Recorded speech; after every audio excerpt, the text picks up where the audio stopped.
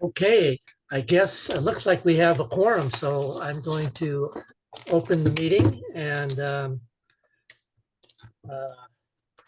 we start off the meeting with an opportunity for, or no, excuse me, I need to do roll call first. So let's get the roll call first, and then we'll do the open discussion for.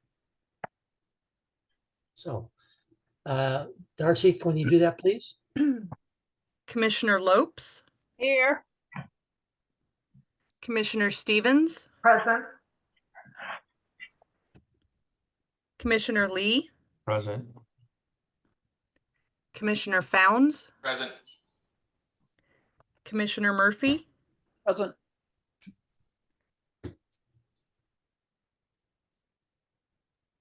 Commissioner Satter, Present. Commissioner Stevens. Oh, did I already call you, Tammy? You did. Sorry. Wilson. Don't see him up here I yet. do not see Commissioner Wilson. Commissioner Peterson, Yes, I'm here. and our newest commissioner, Commissioner Cantonwine. Perfect. Yes, I'm here. Welcome. Thank you. Okay, so Hmm. before we get started with the public hearing, there's an opportunity for public comment on any topic unrelated to the agenda item for tonight. So Darcy, do we have anyone from the public that would like to address the commission about something? I do not have anybody in the audience. Okay. All right, so we'll move on to the public hearing. So I have a script that I need to read. Commissioner Cantwine, bear with me for a minute as we go through this. The rest of the commissioners are used to this, but anyway, so I'm going to open the public hearing for consideration of file ZO 109-25-CP and ZO 11025-ZAP, an application by Mark Wright for a comprehensive plan map amendment to change the land use designation for the subject property from rural to rural commercial with a corresponding zone change from rural residential farm forest 5 acre, also known as RRFF-5, to rural commercial or RC. There is no development being proposed with this application. Assisting us in the hearing today are several members from the planning staff, Principal Planner Martha Fritzie, Senior Planner Taylor Campy, Planning Director Jennifer Hughes, and Administrative Specialist Darcy Renhart.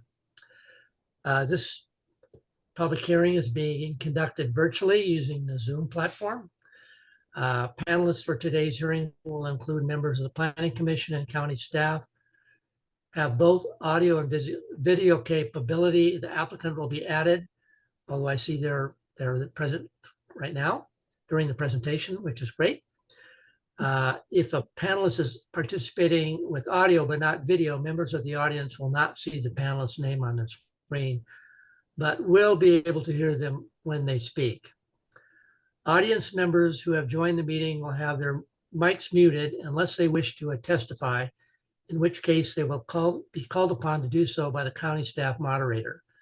Audience members' videos will not be turned on at any time. Today's hearing is being recorded as required by law. The county will make every effort to post the recording on the county website as soon as possible. So I have some general statements, and then we'll talk about how we're going to conduct the hearing. So the Planning Commission is charged with making. Excuse me, Yes. Chair Peterson, just Yes. for the record, Commissioner Wilson has joined us. Oh, great. I see that now. Okay.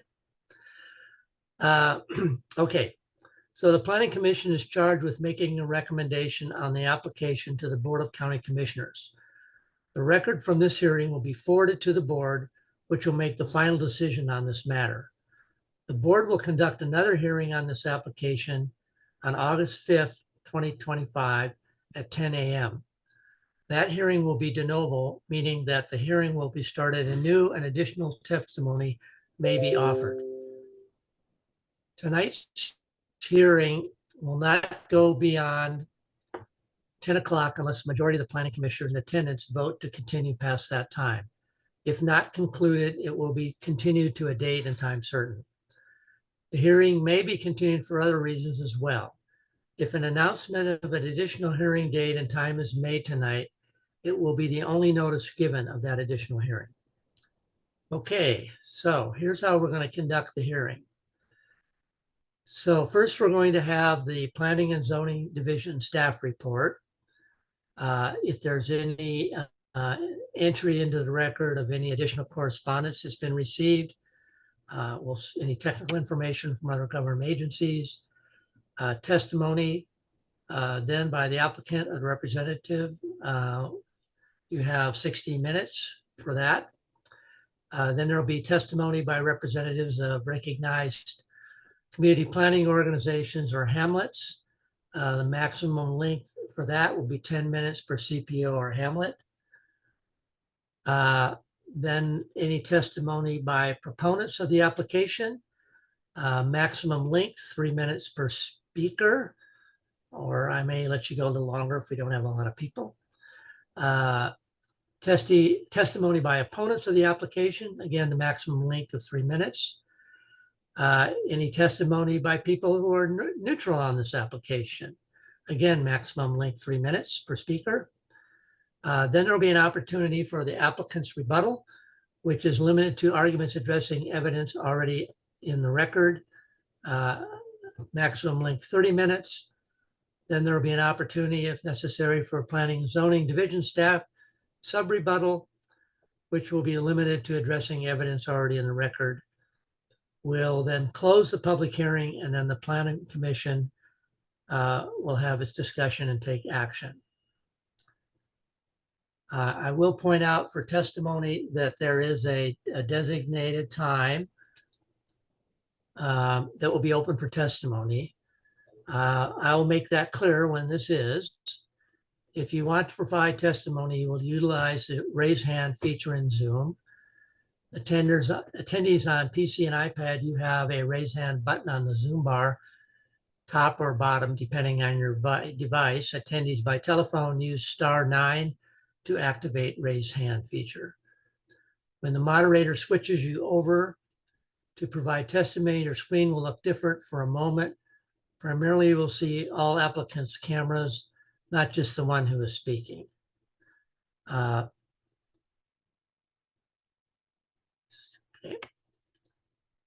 Staff will call upon you when it's time for you to provide testimony. For the record, please begin by stating your name and where you are from or whom you are representing. If you would like a copy of the final Board of County Commissioner decision on this matter, please provide your mailing address. Once you have provided your testimony, your mic will be muted and your screen will be returned to normal.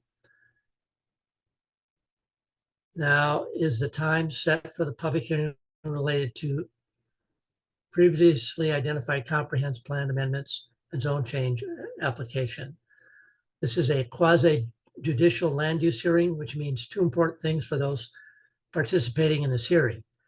First, all of the criteria that the Planning Commission can use in reaching a recommendation are listed in the notice given for this public hearing and will be identified when the oral staff report is presented.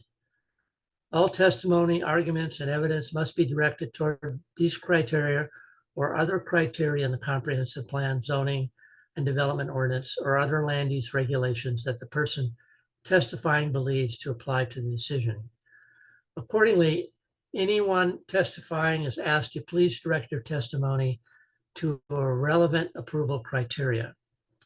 Second, failure to raise an issue accompanied by statements or evidence sufficient to afford the decision maker and the parties an opportunity to respond to the issue may preclude appeal to the Land Use Board of Appeals on that issue. Failure of the applicant to raise constitutional or other issues relating to proposed conditions of approval with sufficient specificity to allow the county to respond to the issue precludes an action for damages in circuit court.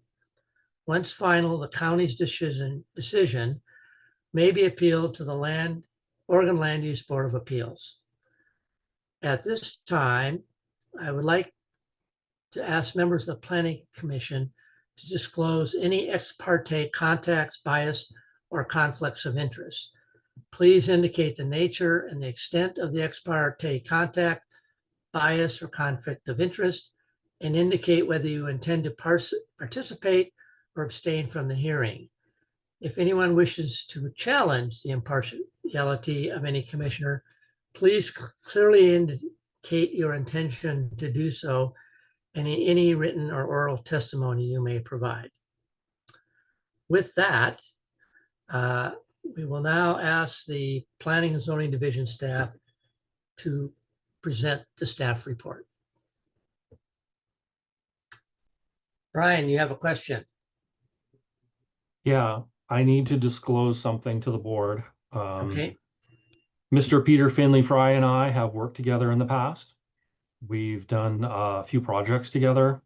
Most recently was in 2014 for Corbett Water District. And so that's been quite a while ago. It's been 11 years since we've worked together, but I thought in full transparency, I should disclose that. And I do not believe my past professional association with Peter will affect in any way my decision tonight. But if anyone wishes to challenge me on that, I'm more than willing to recuse myself. okay. Anyone have any objections? I don't think so. Okay, thank you for sharing that. Okay, now we can begin the staff report. Sorry, I missed that earlier, Brian. Okay, great. Hi, good evening. It's good to see everybody. I'm Martha Fritzy, Principal Planner with the county's Planning and Zoning Division. I am going to go through hopefully a brief PowerPoint presentation and talk about the proposal and the findings that you have should have hopefully received in the staff report. I'm not going to go into nearly as much detail as the staff report. I'm happy to answer questions afterward if there's something that I skipped over, maybe that you read and had questions about. I'm going to share my screen. And oh, it's weird these days. So can you see my presentation? Is it going to let me start it? All right. Can you see the presentation like full screen, Yes. not with my little slides? Okay, Yep, looks excellent. great. So, yes, we went through the file numbers. This is a proposed comprehensive plan map amendment and zone change.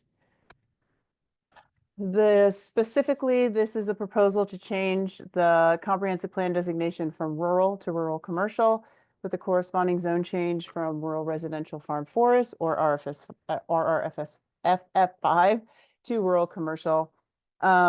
Again, this wouldn't specifically authorize any development. Any future development would be subject to design review, as is all development in all commercial zones in the county. The subject site is identified right there. It's mostly rectangular along Eagle Creek Road. The specific address is 23,000. It consists of a single tax lot that's approximately 2 acres. You can see that the subject property already has been developed. It's relatively flat. It's been developed with several structures, including a number of storage structures, a building that has housed an office, some RV bays, sort of garage bays, and we'll talk a little bit more about the history of uses on the property in a few minutes. The property is about 500-ish feet southeast of Highway 211, about 3 miles north of Estacada. It's relatively flat. There are no water resource or hazard or any other types of overlays on the property, so it's fairly straightforward when it comes to development. Surrounding the subject property are a lot of different things, a lot of different uses, a lot of different zones. This area is pretty mixed. directly across the street to the west and south, directly across Eagle Creek Road, is some rural industrial, and farther out from that, some farmland that looks like it could be an active production. East and north, there's a lot of rural residential, RFF5, a few historic landmark overlays, and then up along, primarily along Highway 211, are some smaller rural commercial pieces. There's a mix of dwellings, a number of different sort of commercial and industrial type businesses in the area. There's even a private airport nearby. And so this area has seen a lot of mixed type of development in the past. This is just a picture of our zoning map. The subject property is pretty small. It's that little rectangle up in here. I don't know if you can see my pointer. This is just to sort of show you that there is really a mix of zoning in addition to the mix of uses in the area. This purple is rural industrial. The pink is rural commercial. Beige is RFF5. This is exclusive farm use. The polka dots are historic landmarks. Anyway, there's a lot going on over in here. So moving on to this specific application. Martha, Amy, you have your hand up. Did you want to ask me a question now? back on that prior map, just real quick, and it's the only reason I'm interrupting because I didn't want to get past the map. Are those red lines the urban growth boundary? The red lines are defining the different zoning boundaries. Oh, okay. So there is no urban growth boundary in this area, and there is no urban growth boundary reserve? No. Okay, thank you. That was The property is rural. It is outside of any urban growth boundaries. It's about 3 miles from the closest urban growth boundary, and it is not in a reserve. Thank you. You're welcome. So notice of this application was sent on April 10th, 2025. We have received very few comments. In fact, only one substantive comment, and that's from our own engineering folks who have noted that they agree with the findings in the traffic study and a supplemental safety analysis that the applicant provided at engineering's request. The community planning organization in this area is Eagle Creek Barton. They were sent notice, and we have not received any comments from them. So as you probably noticed in the staff report, once again, there are a lot of policies and criteria that need to be met in order to approve this proposal. They include statewide planning goals, the county's comprehensive plan goals and policies, and then specific criteria in the zoning and development ordinance. Those are all discussed in a lot more detail than I'm going to discuss them right now in the planning, in the staff report. Again, happy to answer questions if I jump over something. And I'm going to go a little bit backward in that list. And so when you're looking at changing the zoning of a property, Section 1202 in our zoning and development ordinance gives you 4 big main criteria that have to be met. The first of which is that the proposal needs to comply with all the applicable goals and policies in the comprehensive plan. And so it bumps you up a level. And so you have to look through our comprehensive plan. And our comprehensive plan has a number of chapters. In this case, the relevant chapters are the chapters with relevant policies to this proposal were found to be chapters 2 and 11, which are largely procedure and coordination. And in this case, all of those procedures and coordination policies have been followed. Chapter 5 is our transportation system plan. There's one policy in there that says any zone change must comply with the transportation planning rule. That ties you into statewide planning goal 12, which is also transportation. The state law also says that any zone change must comply with the transportation planning rule, which is why we require a traffic study from applicants. In this case, the applicant did provide a traffic study that demonstrated that this proposal remains in compliance with the transportation planning rule. And again, county engineer looked at that and concurred. Chapter 4 in our comprehensive plan is where you find sort of the meat of the land use policies, and it directs the county as to where certain designations can and cannot be approved. In this case, we look to where a rural commercial designation would be allowed. And so policy 4.KK, I think that's a correct reference, it's only one page where it's, or only, yeah, one page that talks about rural commercial. It is specifically for non-urban areas. So yes, outside of urban growth boundaries that provide necessary rural commercial services. And in this case, for rural commercial, you kind of have two options in where you can apply rural commercial. And the one that applies to this particular location is that the area has an historical commitment to commercial uses. That historical commitment historically in the past has been interpreted by our board to mean the subject property, and it has been so narrowly interpreted to sometimes even mean a part of the subject property. And so there is a lot of other development around the subject property, but in this case, we're looking for the site itself and what sort of commitment has been established on this site. And in this case, quite honestly, this is one of the easier ones that we've looked at, to be honest. We have land use history, and all of the case files that we could find were listed in the staff report that essentially show that a non-conforming use was established sometime in 1974 for a propane storage and service business. And by non-conforming use, what we mean is that a use was established on the property legally at the time that may not be allowed under the current zoning.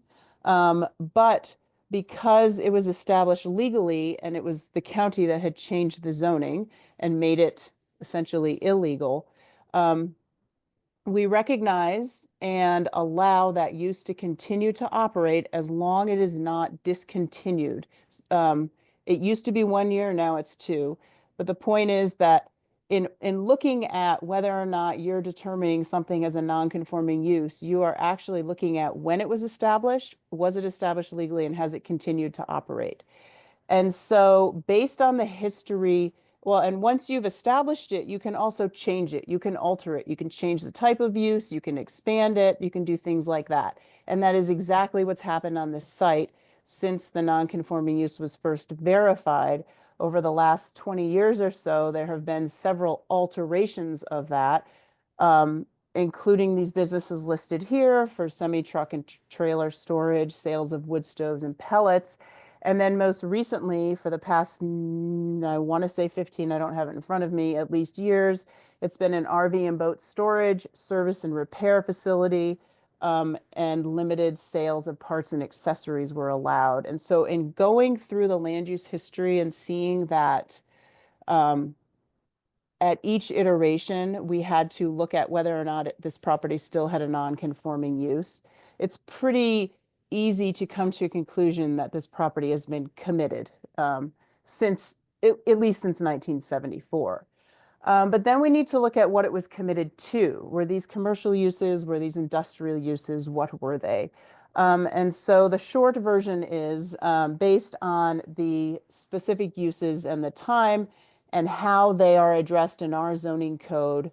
We've found that most of the uses on the property have indeed been commercial, not industrial uses. And that leads us to the conclusion that this property has an historic commitment to commercial uses. So that was the big one. The second main criteria for a zone change found in our zoning and development ordinance is that you are, as an applicant, you are required to demonstrate that any needed public services are available and sufficient for development that would occur under the new designation. And in this case, what we do is we ask the applicants to provide a statement of feasibility from the particular service provider. In this case, because it is rural, there's no public sewer, there's no public water service.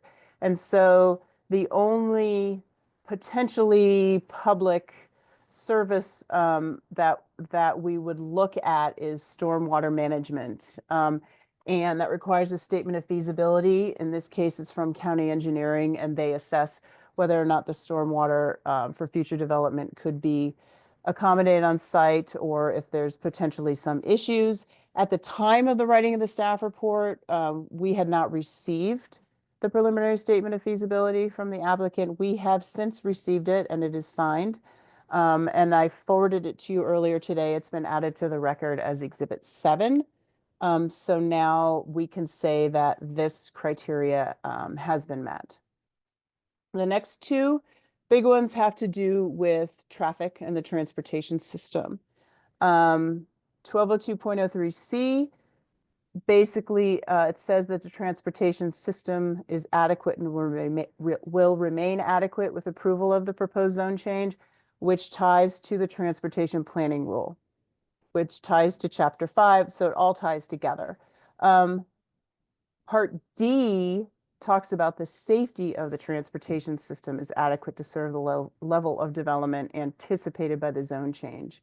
So in both cases, a traffic engineer needs to take a look at both the adequacy and the safety of the system. And so again, the applicant did provide a traffic study and then a supplemental safety analysis that found the proposal would not have a significant effect on the adequacy or the safety of the transportation system.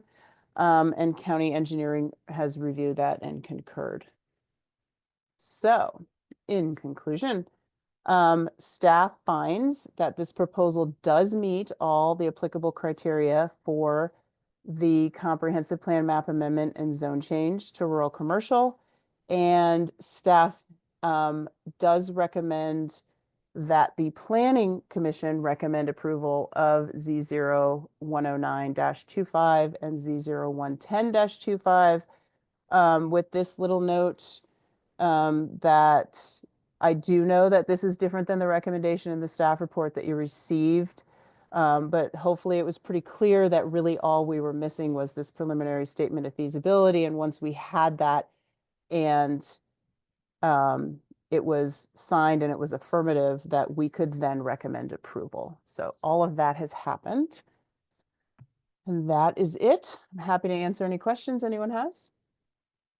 And I'm gonna stop sharing so I can see all your faces.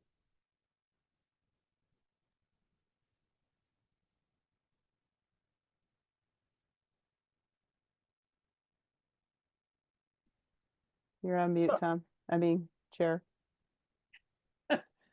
Yes, Martha, I have a question about the non-conforming use authorizations in the past. There's 4 of them. With approval from going RRFF5 to rural commercial, do these disappear or do these follow the new zoning? So that's a good question. I don't believe any of these uses that were approved on the property are still on the property. And if they are, it would be the most recent one. So like, for example, this propane business hasn't been on the property for a long time. And so that wouldn't follow the property. The hope is, or the intent of changing the zoning is that the owner wants to develop or put on the property something that is allowed in rural commercial, because that's really the only thing that we would allow them to do.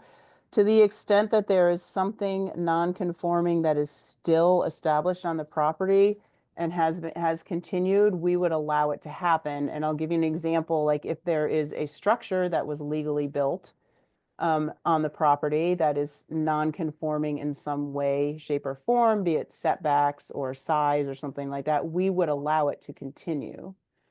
But this proposal is intended to create a property where rural commercial uses are allowed outright, not through these continual alterations of non-conforming use. Okay, well, thank you. Thank you for that answer.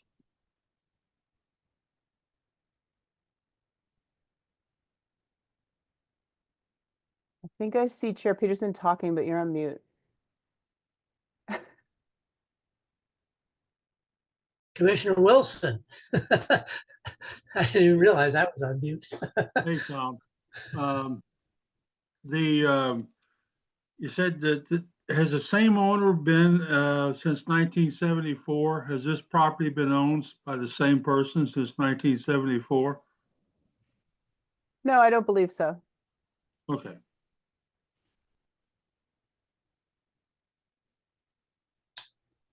Commissioner Lopez? Oh, got it. Okay. Yeah, in the staff recommendation section, which of course originally was a denial, instead if we received the preliminary statement, it would be approved. It does say, if approved, staff recommends the following conditions of approval. Are those still applicable? Yes. And those two conditions are actually directive to the county to change the zoning, the comprehensive plan map and the zoning maps. Okay, But yes, they would still apply. thank you. Any other questions of the commissioners, of staff? Okay, have we received any correspondence on this matter? I should say any additional correspondence on this matter other than those items included in the meeting packets? Tom, I think have we- one more question. Oh, okay, sorry, Murph. Martha, will there be a restriction on how much traffic how many vehicle travels in and out of this property No, by the decision of the transportation department? Nope. Nothing. no, not in this case. The analysis to comply with the transportation planning rule, you essentially, and I'm not a traffic engineer, but you essentially have to look at based on the size and the zoning of the property, you look at the reasonable worst case, like what could be developed under the current zoning, and in this case, it would be a house. And then you have to look at it compared to what reasonably could be developed in the future zoning. And so the traffic engineer, again, looks at sort of a reasonable development scenario based on the zone, based on, and rural commercial actually has size limitations.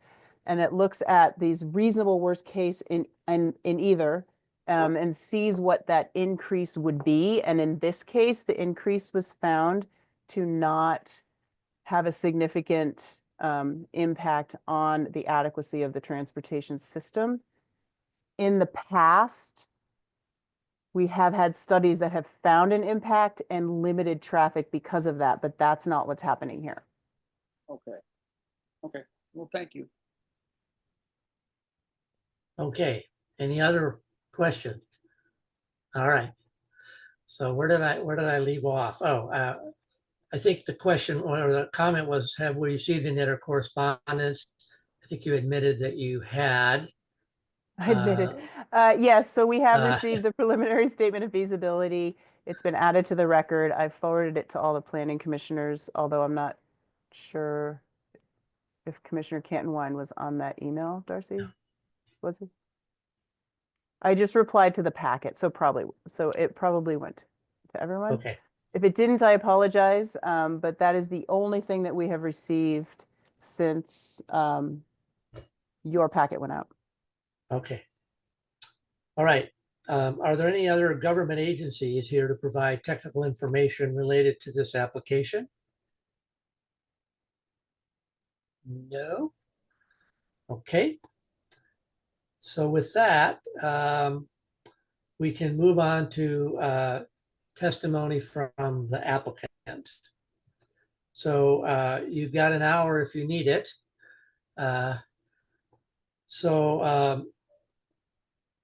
With that, I guess I'll turn it over to Mr. Wright or Mr. Finley. I don't know which one of you wants to speak first. So I'll start talking. I'm Peter Finley Fry. I'm a land use planner, and I'm proudly from Corbett, Oregon. I live on a farm, and I'm very proud about that. But I am a professional planner, and I'm helping the property owner, Mark Wright, navigate this significant process to change the comprehensive plan and the zoning. And to respond quickly, and Mark will be here and speak, and you can ask him questions directly. He is a recent buyer of the property. Recently, the property did have some situations that Mark bought into and helped clean up with Clackamas County support. And we are trying to clean it all up by changing the zone so that the non-conforming stuff can just go away. And we can work forward in a clean situation with the zone that best fits Mark's vision for his property. I want to apologize for not getting the stormwater certificate in. We frankly didn't understand the importance of it being in a rural area, but we did become better educated from staff. And as you know, it's now in the record. I also want to thank staff greatly, both Martha and Taylor. They have been wonderful, easy to work with, and extremely responsive, which is somewhat unique in this world right now in terms of planners and jurisdictions. So I compliment Clackamas County for that. We do support the staff report as it's been redone into a recommendation of approval. And I'm not going to spend a lot of time going into it. However, I am happy to answer questions.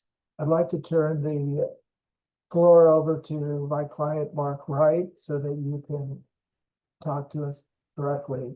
Mark? Yeah, thanks, Peter. And thank you, everyone, for being here. This is obviously new to me.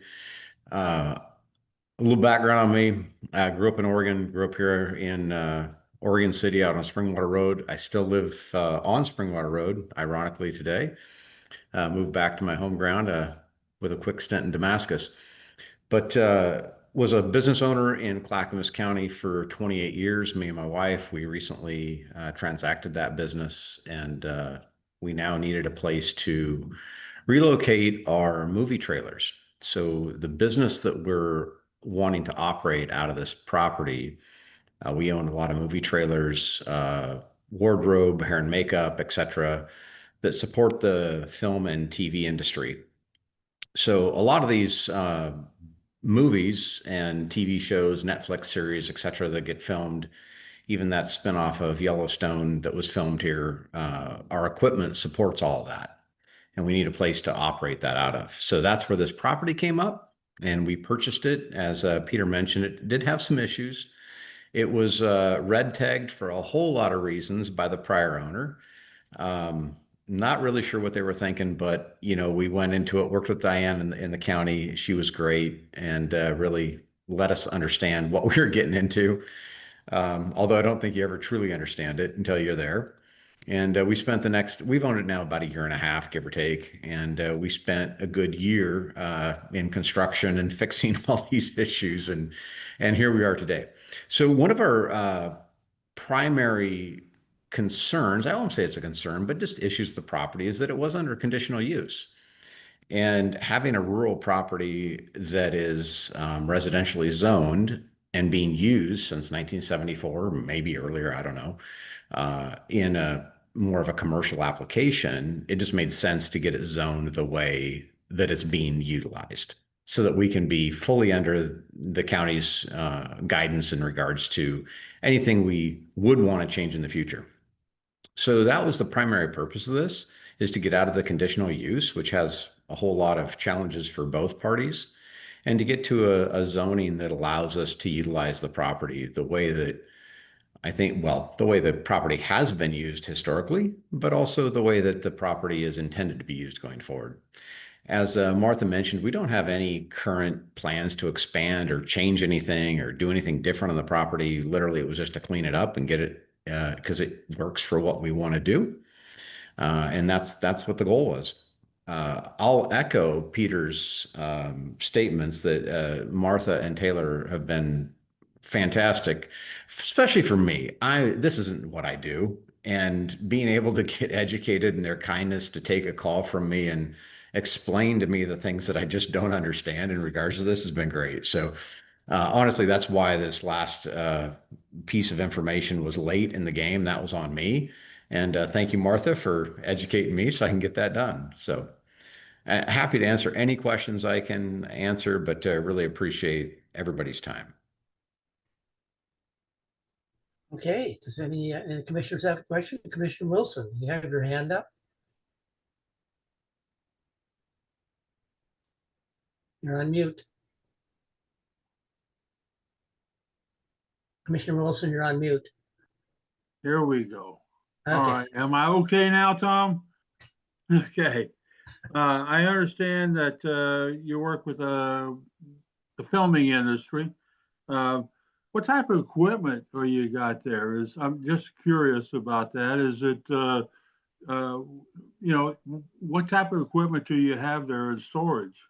Yeah, good, great question. So when we have a company that owns the movie trailers. So when the actors are acting, they have a trailer that they get to go back to rest, recover, shower, whatever it might be.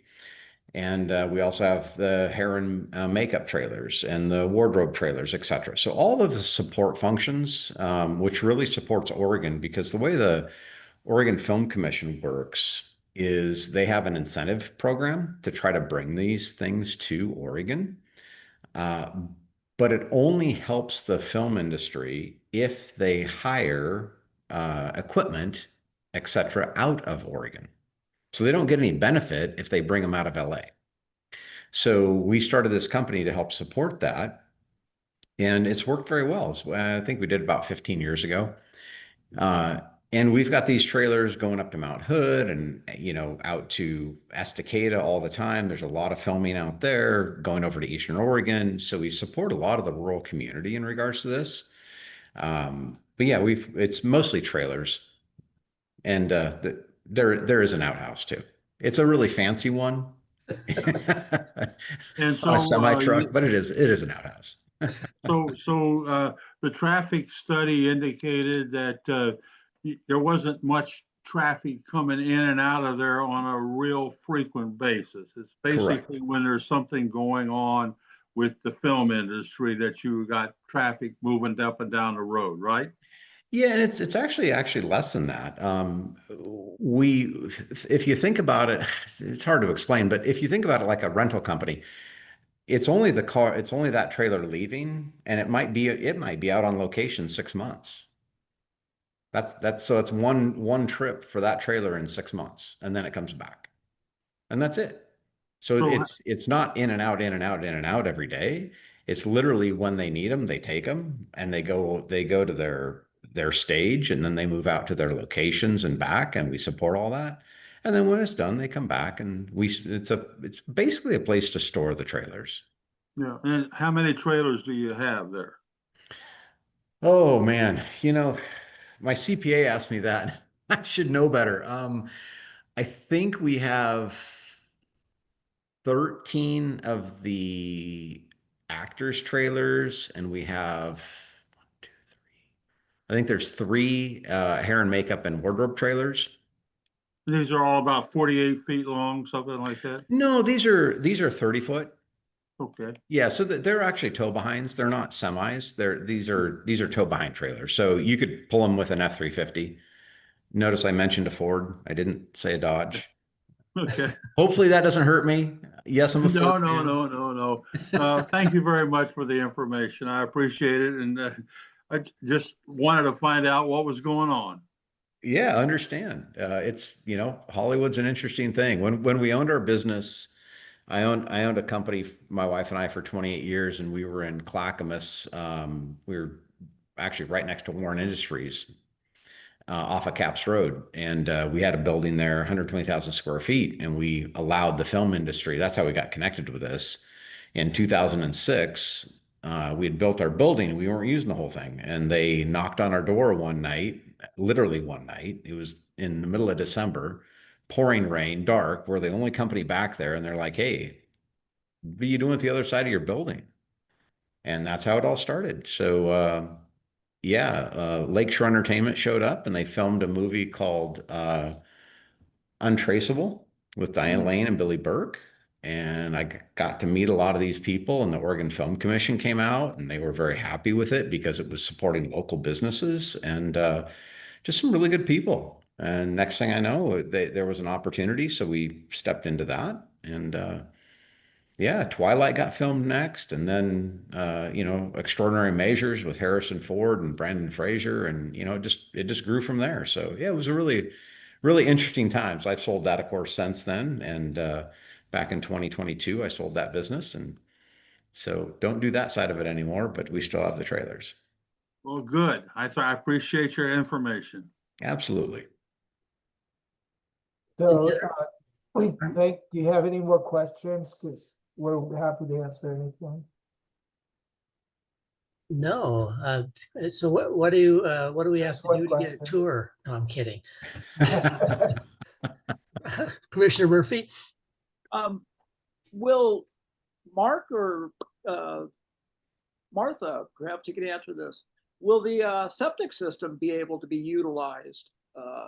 Since he has trailers that are being used that will be self-contained, I would imagine, is it possible for him to use the existing septic system for disposal? I'll take that. Great idea. But it's one of the processes when the trailers are being returned is that they need to be serviced by the film company. So they come back fully serviced. So we're not, I guess I shouldn't say that we would never consider that, or that's never going to be an option. The good news is our neighbor directly to the east is a septic pumping company. So if we ever need it, we'll just go knock on their door and say, hey, could you come over and take care of this for us? But right now it hasn't come up that that's something that's necessary. Thank you. Yeah. I will add quickly that we do have a well and we do have a septic system, and both of them have been certified for the purposes change. Okay, Commissioner Lee? Yeah, since stormwater became an issue with this application, what are you guys currently doing for stormwater disposal? So stormwater, I guess I shouldn't speak out of turn. And again, apologize if I say anything that's not technically correct, because this isn't my world, but it wasn't an issue. It's just it was my mistake. I didn't realize I needed to get that form filled out. So quickly, with Martha's help, go ahead, Martha. I think Martha wants to answer. Oh, yeah, I also wanted to reiterate, it's not that the stormwater was an issue, it's just that we needed something from the stormwater agency that said that they believed that adequate surface water management, treatment, and conveyance is available. And we just didn't have that. It wasn't that we thought it was a problem or anyone said it was a problem.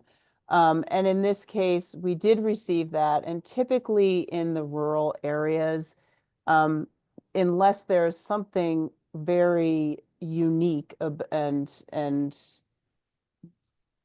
topography or hydric soils or something very, very unique about a property this size can accommodate stormwater on site. That's typically what we see. I can't guarantee that that would happen in this case, but our county engineer took a look at the proposal and did say that they thought, at least preliminarily, that there is adequate treatment and conveyance available. Second question, Mark, you mentioned you improved the site quite a bit. Are there any outstanding code violations on the property? There's still one that we are working through. It's unfortunately taken a little bit longer. The prior owner, I don't want to get into too many details, but he did a whole lot of things that he didn't tell you guys about. And then he was doing a bunch of business things that the FBI came in and said you can't do. So I'll just leave it at that. And that, of course, red tagged a whole bunch of issues with the property. We did a lot of construction to fix the building, to get it back to the original code that it met in current code, actually, because he had put a mezzanine in it that didn't have any permitting. We took all that out. We fixed the issues with the pump house that he didn't ever permit. He had started a construction on another building that we took down and got rid of. The only issue, and honestly, we're probably all things going as planned within the next 2 to 3 weeks, I'm going to have it done too. The awnings that he put up for the RV storage, he never permitted. So we spent a lot of time with Diane working towards how can we get these engineered and permitted, et cetera. It just turns out that that's really not going to be a feasible option. So the contractor was supposed to take him out in June. He had some family issues come up. He hasn't been able to do that yet. I've been talking to him. We're within a few weeks of having that last piece squared away. And Diane and I stay in conversation about that. Great, thank you. Mhm. Last comment is I really appreciated the traffic report. It was very thorough, very complete, and addressed all the issues. My kudos to the traffic engineer who put that together. Thank you. So thank you for the opportunity to be here, and we're gonna end our testimony at this point. We do not need the full hour. And we'll sit back now and be quiet. Okay. Thank you for your testimony. It was very helpful. Sounds like an interesting business that you got yourself into. So, okay. Do we have any representatives from community planning organizations or hamlets? So we don't have Nope. anybody, period, Tom. So I think you Period? can probably So I can skip the through- whole public testimony? skip through piece? the whole thing. Oh, great. Okay. So we don't have any testimony. We don't have a need for a rebuttal on either party. It doesn't sound like. No one here to submit any additional evidence. Okay. I guess we can close the public testimony unless anyone has any objections. Okay, so we are now closing the public hearing. Are there any further questions of the planning staff from the commissioners? No? Okay, I'll open it up for discussion with the commissioners. So anyone have anything they want to share or suggest or recommend? You're open at this time, so. No? Commissioner Murphy. I would just like to applaud Taylor, Martha, and Peter, Mark, for all the work that went into this package. This was very thorough, answered all the questions I could possibly come up with, except the few that I asked during this hearing. So thank you for that. That's all. Okay. Anyone else? If not, I'm happy to make a motion. Well, I want to make a comment first. Oh. Okay. Sorry, I was waiting for everyone else before I put in my 2 cents. So this is the second time in my tenure on the commission that this property has been before us. And so it's, in my opinion, it's kind of about time to recognize that this property was miszoned probably from day one. When you look at the history of it, and I wasn't going to ask, but I'm tempted, is why it was ever not zoned rural commercial when that's what it had been historically used for at the time is kind of mind baffling, but none of us were around then to know the answer to that. But anyway, so I really support this. I think it was long overdue, and it looks like we've got a great applicant and a great business opportunity. So I fully endorse the staff's recommendation. So with that, is there anyone who wants to entertain a motion?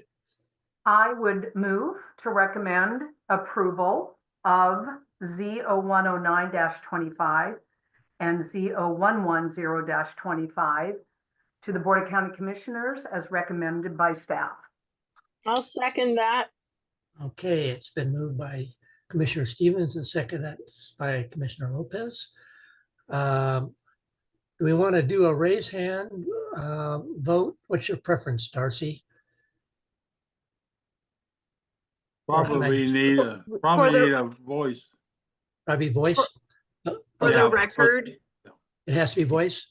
excuse me, for the record, it needs to be an oral. Gotcha. All right. So with that, if everyone could unmute themselves. All those in favor of the motion, say aye. It needs to be by Aye. roll. I'll It do it needs, individually, excuse me. Commissioner Murphy, Yes. Commissioner Lopez, Approve. Commissioner Stevens, Yes. Commissioner Founds. Yes. Where's the next one? Commissioner Wilson, Yes, Mr. Cantonwine, Approve. and Commissioner Lee. Aye. And I'm an aye as well, so it's unanimous. Commissioner Satter, Oh, sorry, my bad. Yeah, It's I didn't, okay. I saw your name, but I didn't see your face. Anyway, Commissioner Satter. Aye. Okay, all right, now it's unanimous. So, and I take it there are no nays. So with that, motion passes. So next step is county commissioners. So I think that covers the public hearing. I lost my script here, just a second.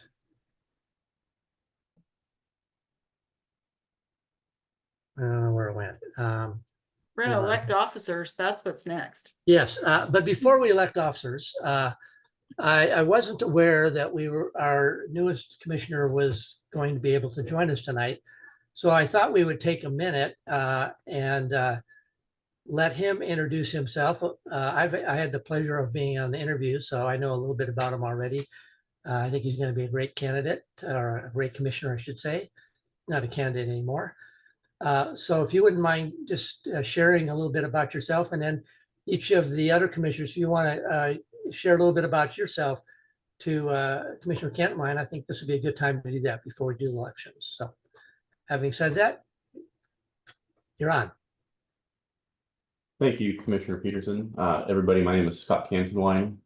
Happy to be joining my first planning commission meeting. I live in Canby, lived here for almost 2 years now. Professionally, by day, I work in Salem. My family has a property management and real estate investment company. We have investments throughout Oregon and Washington. So public planning, real estate matters are near and dear to my heart. And as I've lived in Clackamas County for a few years now, I look forward to getting involved and contributing to the community. And if anybody has any questions or wishes to know more, feel free to ask. Okay. Who wants to go first? Tammy? I'm happy to.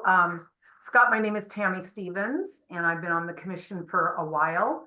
I chair the Hamlet of Beaver Creek and also my local HOA, so lots of community service. Been living in the Beaver Creek, Clackamas County area for 62 years, and just adore being on the commission. We have a great staff, and it makes our job super easy. So welcome. Tom is already bragging on you, so I'm so excited to meet you and get to serve with you. Pleasure to meet you as well. Next, anyone, or should I just pick you at random? I'm going to go around the screen then. Commissioner Murphy? Hi, Scott. Nice meeting you. I'm Gerald Murphy, or I go by Murph. I live up in the Mount Hood corridor. Been up here for 51 years. I live in the Hoodland area. Became involved over environmental issues, mostly the river, which really attracted me. I've been a planning commissioner since 2018, and I think this might have been one of my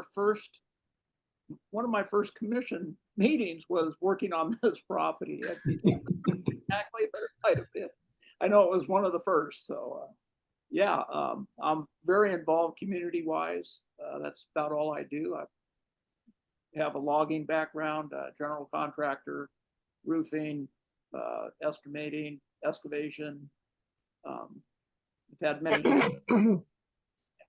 Nice meeting you. That's a pleasure to meet you as well.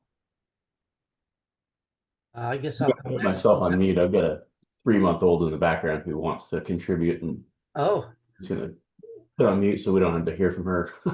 okay, that's okay.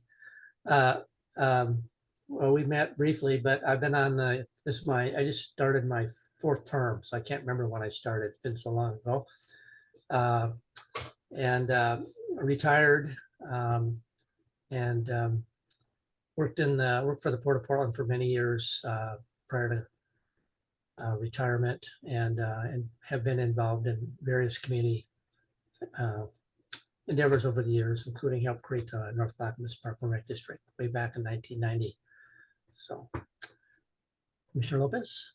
Okay, my last name is Lopes. So Lopes, just to excuse me. start on the right foot. It's Excuse Louise me, Lopes. I corrected myself. I'm not an Oregonian at all. I was born and raised back east, but I have been in Oregon now almost 50 years, long time.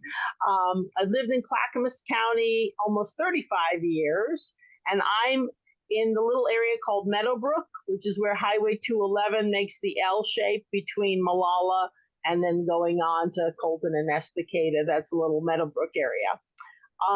Let's see, I worked my whole working life basically for the state of Oregon, and I retired in 2011, a long time ago now, about 14 years. And I'm on this commission. This is my second 4-year term. I came on the same time as Murph, and I'm also on the Clackamas County Parks Advisory Board. That's nice to meet you. Nice to meet you, Scott. Hi, Scott. My name is Michael Wilson.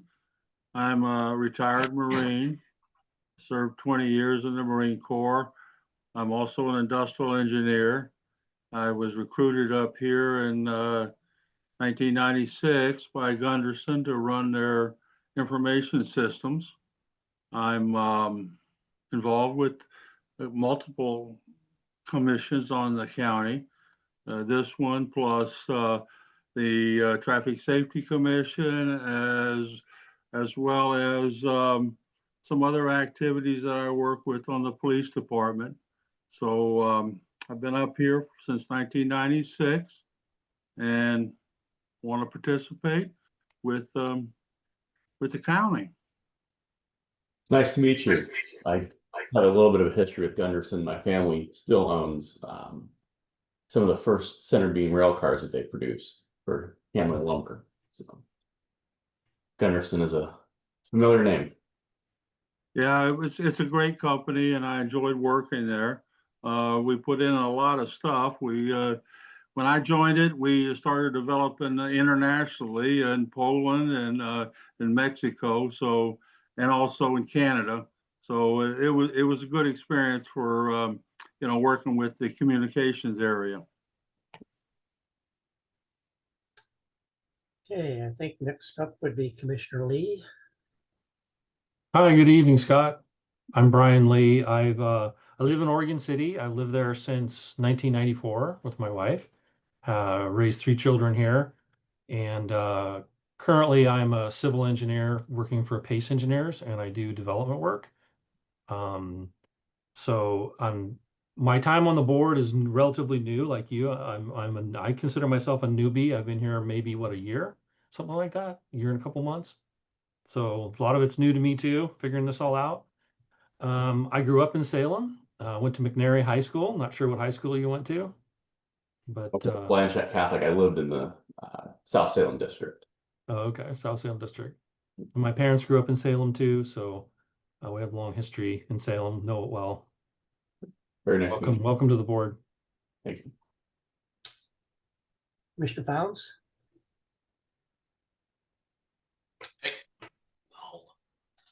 There we go. Sorry, I was trying to take care of dogs and kids. Hi, Scott. I'm Ryan Founds. I'm rather new here too. I actually came on, I think, last year with Brian. So we're all kind of trying to figure it out. I'm a local contractor. Lived here my whole life, so that put me at 49 years. I think I've moved a total of about 10 to 15 miles from Damascus. Lived in Sandy for a little bit, lived in Gresham for a little bit. Never gotten too far away. And yeah, worked too much. That's not a whole lot else. All right, Commissioner Satter.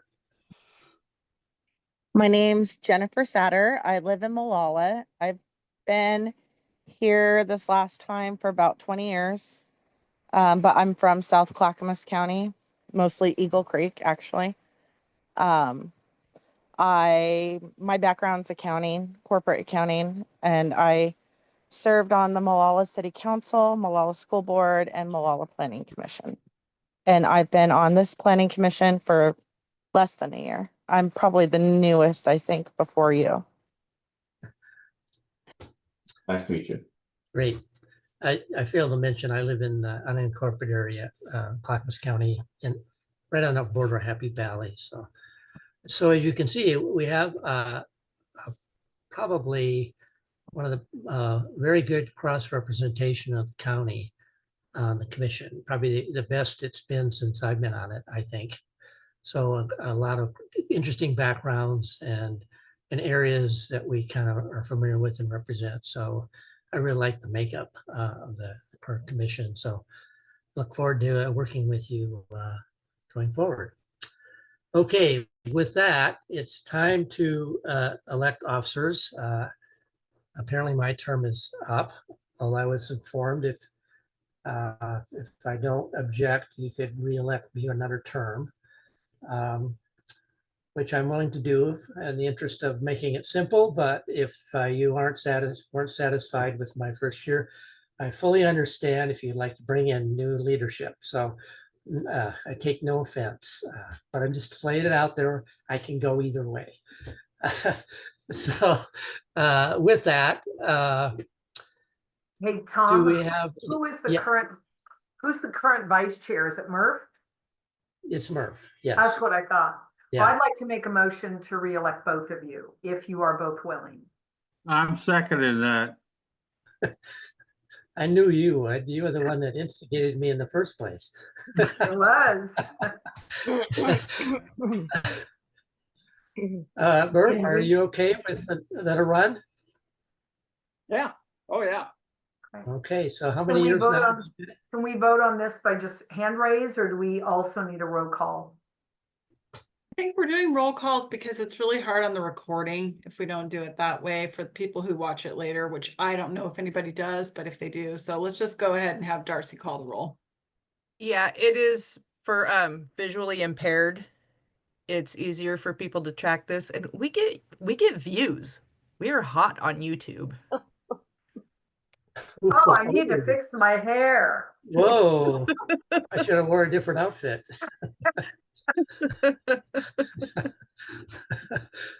Darn, good to know for the future. Yeah. Commissioner Peterson, do you want me to call the roll, or do you Yes, want to do it? please. Yes, please. Okay, Commissioner Stevens, Yes, I'm in favor. Commissioner Lopes, Approve. Commissioner Wilson, Yes. Commissioner Founds, Yes. Commissioner Peterson, I suppose, yes. Commissioner Cantonwine, Yes. Commissioner Satter, Yes. Commissioner Lee, Yes. and Commissioner Murphy. Yes.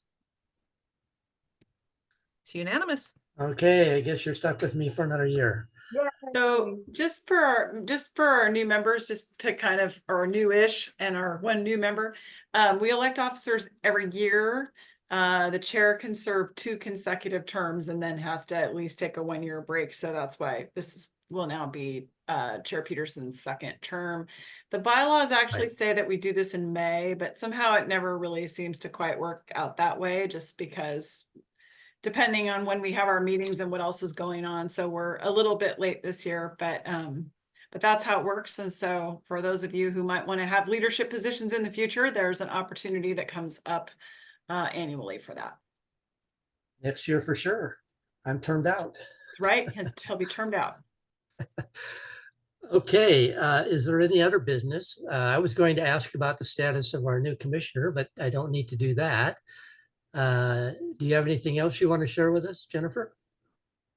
Do we have anything else? We were originally, I feel like the last draft of the schedule maybe said something about having a study session soon, and we've pushed that out to September because it works better with kind of where the consultants are on that project, and we want to do, staff's going to do the study session in September. That'll be Joy Fields. It's her project.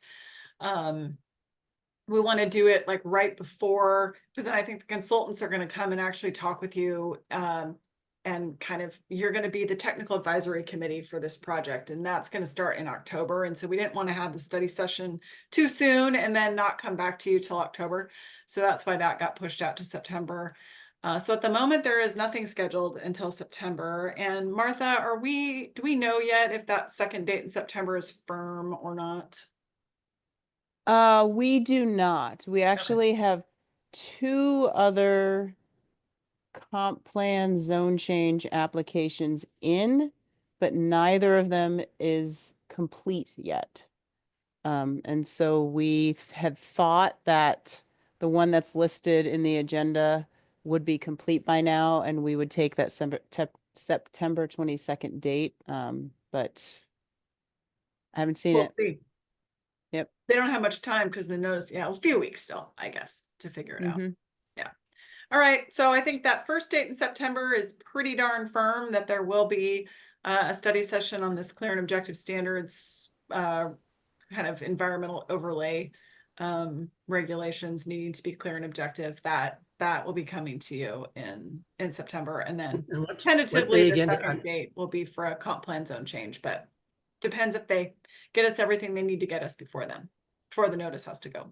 Yeah. So that meeting will be what, the 8th September? The reason I ask is I'm gone and first part of September. Yeah. Good question.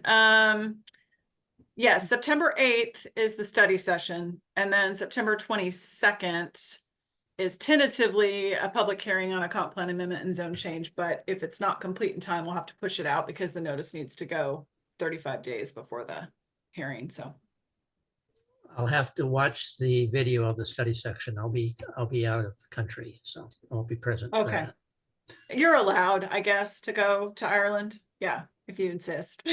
After I wear it out. Huh? After I they wear might it not. out. They might not let you in after whatever Tammy does. Oh yeah. There will be no pubs. Nothing left. Who said anything about Jennifer, going to I have a pubs? question. Jennifer, how's your staffing coming along there in your department? Well, it was doing really well right up until it wasn't. So we did actually have one of our longtime staff people, just Ben Blessing, who was here maybe just one time for a floodplain presentation with all of the, when we thought we were going to be moving forward right away with some changes, and now those are on hold. He decided to hang up a shingle and go out on his own as a planning consultant. So he's been gone now for about a month, and that his job is posted though. The recruitment closes next Monday. So we're hopeful. We have like 5 applications in right now of people who meet the minimum qualifications, and a lot of other ones in draft. So I'm optimistic that we will get somebody great to fill that position. But between that, and we've got somebody on a long-term leave right now, so we are stretched. June was busy. Surprisingly busy. I don't know. I think my theory is our fees went up July 1st. And so I think there was a little bump of people probably trying to get applications in before that happened. And I'm kind of hopeful that it'll moderate just a little bit until we can get that staffing hole filled. So. And your funding's okay from the county? Yeah.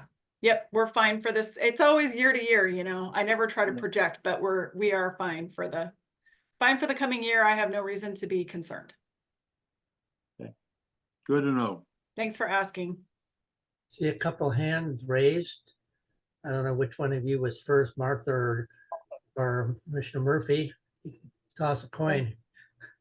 Oh, Martha? I wanted, while all the commissioners were still here, I failed to acknowledge Taylor in my presentation. And I know, like, as staff, when you're sitting and not doing the presentation, it's sort of awkward, but Taylor did a lot of work on this zone change, including all the pre-application conference work. And she has taken over a lot of the water resource work that Ben Blessing was doing. And so I cut her a little break. or we negotiated for me to finish up through the staff report and the hearing because she has taken on a lot of extra work. And so Taylor you are going to be seeing her face still for comp plan zone changes, but it may be more me for a little while we sort of stabilize and get her out from underwater. Literally. Literally, pun intended. Thanks, Martha. I know, it was terrible. Well, I look forward to seeing you actually present sometime. Thanks. Good to see you all. Commissioner Murphy. I just want to thank Taylor. You stepped up as Ben pulled out, and I've taken a position with the Hoodland CPO's Land Use Committee. So I see the work that's going on that you're answering, and I applaud you. Thank you for being so responsive. It's been awesome. And I think Ben stepping out and hanging a shingle, I had a conversation with him that this is going to be a very valuable shingle hanging out there. Probably send him some work from up this way, I would think. So yeah, Taylor, thank you very much. Thanks. Thank you. Okay, no other business. Okay, I guess we are adjourned. Well, I'll see you all in September when I get back. And Darcy's been nice enough to send me a recording of the study session, so I'll have the benefit of hearing the conversation. So with that, good night, everyone. See you next month. See you in September. Thanks, everybody. Good night. Good night, everyone. Good trip, Tom. All right. Bye-bye.